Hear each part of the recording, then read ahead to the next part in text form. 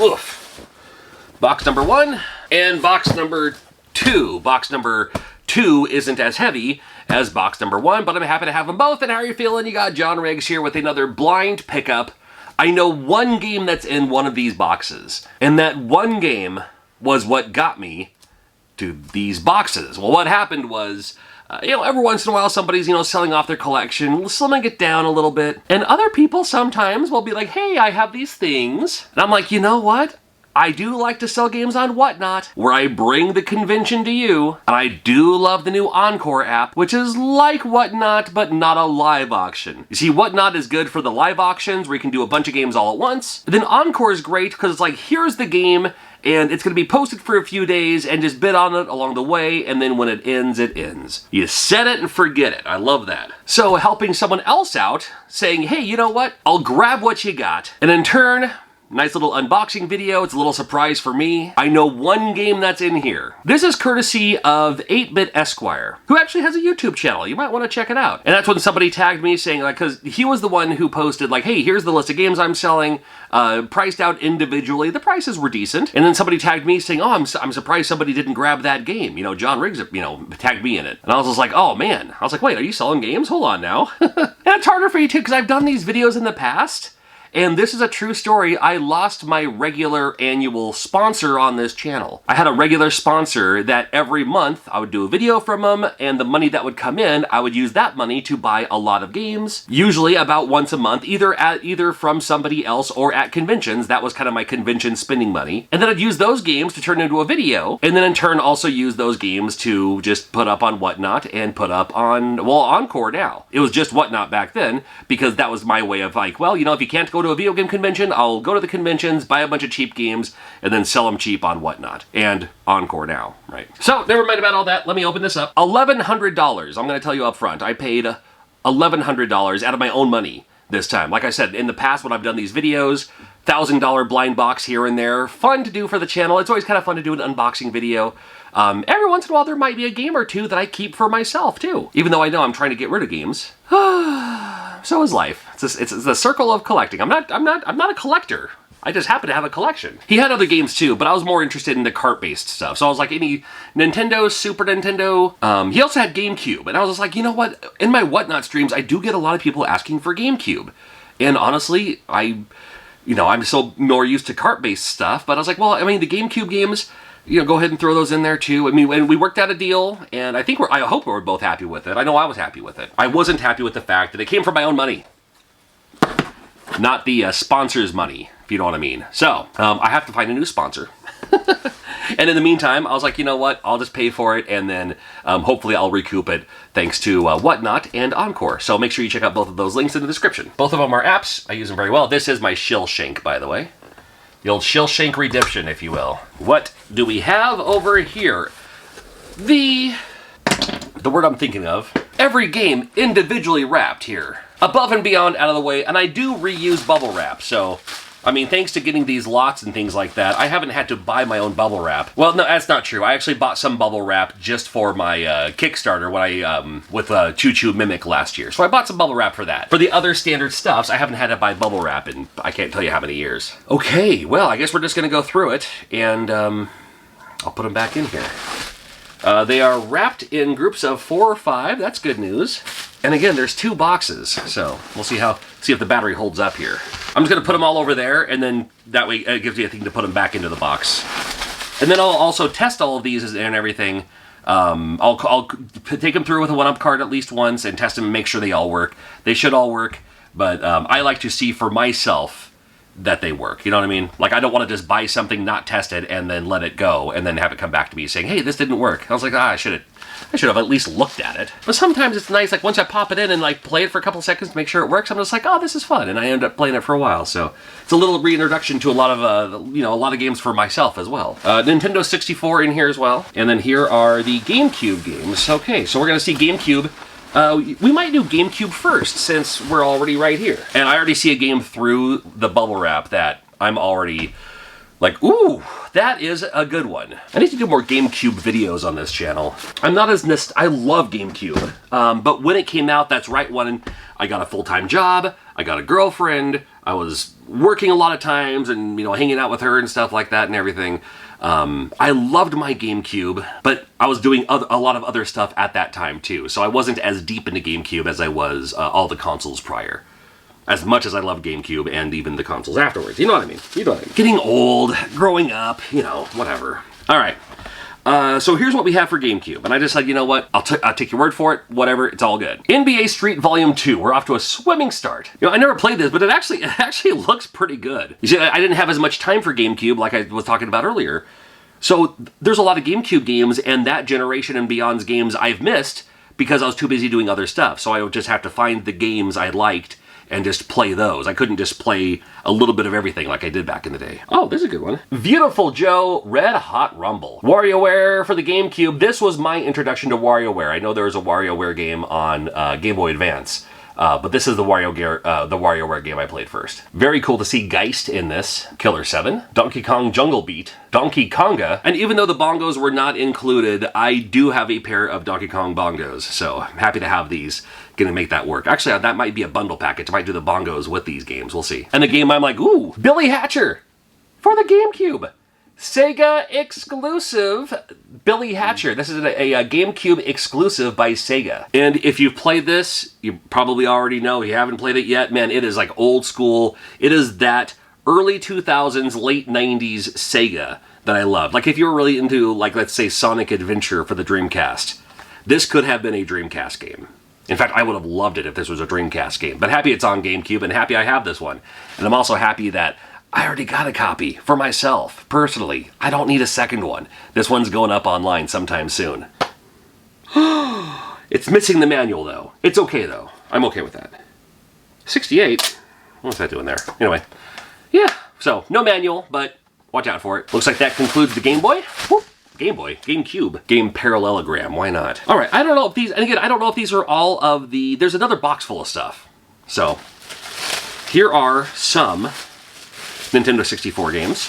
I don't know if it's all of them, I don't know. Banjo-Tooie, Star Soldier, this is a game I didn't play until later. I never played this when it was first out, but I got into it later. Great game. Turok 2 as well. And maybe that was all the 64, I don't know. Well, again, there's another box to open up, so we'll see, but right now, that's just those 3 64 games. Nothing wrong with that. Super Nintendo, my other pride and joy. I do love me some Super Nintendo games, and I already see some great ones right off the top of the list here. UN Squadron, probably my favorite shooter on the Super Nintendo. Missing part of the label there, but this is Weapon Lord. Zombies Ate My Neighbors, people love this one. I like it all right. Good old Spawn. Super Baseball 2020. Super Turrican. Super Tecmo Super Bowl 3. Got one of the Ken Griffey baseball games here. We in the Northwest love our Ken Griffey. Roadrunners Death Valley Rally. Shanghai 2, I remember renting this one several times. I love this. Batman Returns side-scrolling beat-em-up. This one came to us via McVan's Video Game Trader, apparently. Look at that, right on the back of the book. Clue. I like Video Clue. It's all right. Home Alone. Indiana Jones Greatest Adventures. I remember renting this one at least a couple of times. And so far, that looks like the Super Nintendo games. And again, I have another box that I have yet to open, too. So, and the other box is heavier, so we'll see. All right, we got some Nintendo games here. NES, my favorite,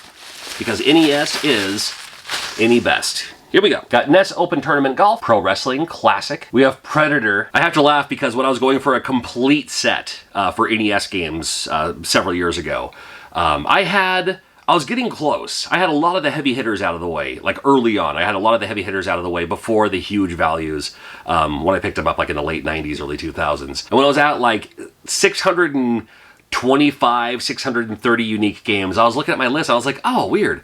Out of all the games, I don't have Predator yet.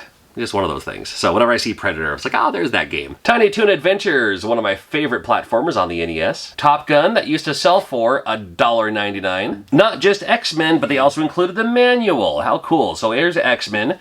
And if you didn't know, if you zoom in on the label, there's that little password. The first part of the password is on the game itself.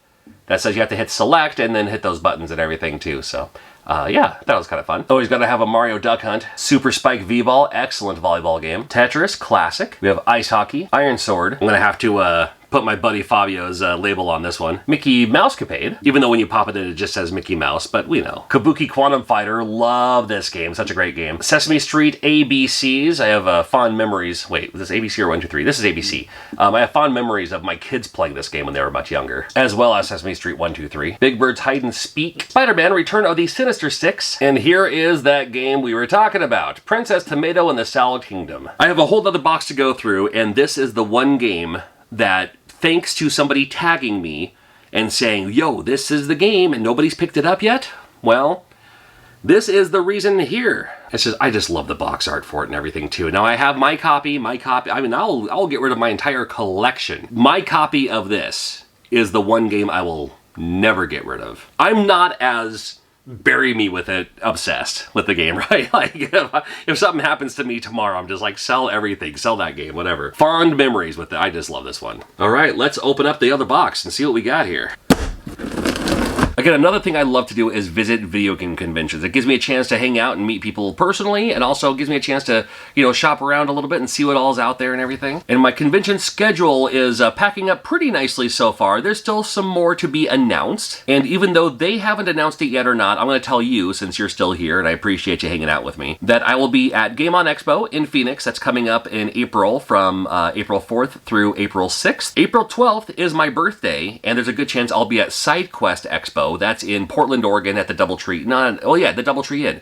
The Doubletree in Portland, Oregon. You can catch a SideQuest Expo. I go there every year, almost every year. And this year it's on my birthday, so that's kind of fun. So I'll probably be there unless like my wife has like other birthday plans or something like that. I don't think there are. Unless those birthday plans involve me being at SideQuest. Guess we'll find out. I do love my friends in California. Can't wait to visit Roseville, which is just north of Sacramento. And it is the Fire and Ice RGX, which is the Fire and Ice Roseville Gaming Expo. And I'll be there June 21st and 22nd. Again, just north of Sacramento. This is a new convention this year. It's the Fire and Ice, from the people at Fire and Ice, the video game store. Love that store. Biggest in California. Fire and Ice Retro Gaming Expo, sorry, the Fire and Ice Roseville Gaming Expo. I'm not even going to bother re-editing that. That's coming up on June 21st and 22nd. First year for this convention. Let's do it big. Please show up. It's going to be a fun time. I can't wait to see you. They haven't announced it yet. I'm going to tell you because I love you. Utah Retro Game Expo. I love my friends in Utah. Coming up August 8th and 9th. I will be there. It's going to be a quick flight for me too, because the Utah Retro Game Expo is August 8th and 9th, and then on the 10th is Reactivate Pro Wrestling in Richland, where I'm the ring announcer. So I have to do this video game convention, then fly back home immediately and get ready to help set up the ring and do some ring announcing. So, and if you live in Richland or Tri-Cities or Washington State or anything like that, attend the local wrestling shows, the indie wrestling shows, especially the ones in Tri-Cities, in Richland, Reactivate in Richland, and Relentless in Spokane. I'm at both of those shows regularly. It's the best talent. I mean, I would put the talent there up against anything you see on TV. I love it. I'm planning on coming back to Cleveland as well in September. Cleveland Gaming Classic, the 19th, 20th, and 21st. Pittsburgh Gaming Expo. I love my friends in Pittsburgh. Can't wait to see them again. That's October 3rd, 4th, and 5th in Pittsburgh. Not really as a guest, but I think I'm just there to like just help out and moderate panels. I'll still be there though, so guest or not, I mean, I'm there. Don't miss Retro Rick's Retro Fest in Arkansas, just north of Little Rock. I've never been there before. This is their second year. It's going to be a great time. And nothing yet for November or December. I was just looking at my calendar here, so anyway. And there are other conventions I'm in talks to. Other things might happen along the way. You never know. So, Fester's Quest, which at one time sold for 99 cents. We have Golf, which one time sold for, check this out, $4.50. It's a collectible. Another great one with Gremlins 2. One of my absolute favorites, Guardian Legend. Donkey Kong 3 doesn't get enough love. I love me some Donkey Kong 3. Let's bring Stanley as like a character in Smash or something like that. Did I ever tell you once I did a video game hack of Donkey Kong 3 where instead of it was Stanley with the bug spray in Donkey Kong, it was a Harambe and you're the person with the... never mind. I died. Never mind. Okay. Rad Racer, Robin Hood, Urban Champion. I'm pretty sure I'm the only person on Earth who actually likes this game. Every time I mention it, people are like, it's a terrible game. It's like, what are you talking about? It's awesome. We have Fantasy Zone from Tengen. Lolo 2, love it. Back to the Future, don't love it. Balloon Fight. Could be the best baseball game on NES. This is Baseball Stars. Batman Return of the Joker, another great one. Batman Returns, just not Return of anything, just Batman Returns. Could never go wrong with Battletoads. This is another one where they have included the manual. A little beat up, but still. Bionic Commando, classic. Captain Skyhawk, part of the Cyber Stadium series Base Wars. And you're like, Cyber Stadium series? What are the other games? Well, they never made the other games. They only made Base Wars. I think their idea was to do like a Cyber Stadium series, football, basketball, you know, soccer, whatever. But it just never happened. Clue Clue Land, which is going for dumb money for some reason. Dragon Warrior 2, can't go wrong. Double Dragon 3, can go wrong. That's more like a Double Dragon 2. That's a good one. Oh, and finally, Darkwing Duck. All the games you just saw in this video, I grabbed it for $1,100. If you've never used the Whatnot app, make sure you use my link. That'll give you $15 towards your first purchase. Anything you saw in this video, 15 bucks off. And Encore, well, it's just starting, but man, there's getting a whole lot of traction from a lot of people looking for great deals. I don't do the, well, it goes for this much on price charting, it sells for this much on eBay, I see it for this at conventions. It starts at $1. If no one else sees it, you got it for $1. Hope to see you at a convention in the near future. Make sure you are subscribed for more of these. I'm really not one of those channels or people or whatever's that buys collections. There's a lot of people who do because they have video game stores or reselling video games is their income. It's how they feed their children, and I can't hate that. I'm just some dude. I'm literally a team of one. I do all my cleaning, my own testing, my own filming, my own editing, which isn't entirely true. I did have some of my game in the year things edited by a friend of mine that really helped me out during that time. But again, I lost my sponsor, so I can't pay for any of that anymore. It's all for fun, and I'm glad you're here, and thank you for still watching to the very, very end.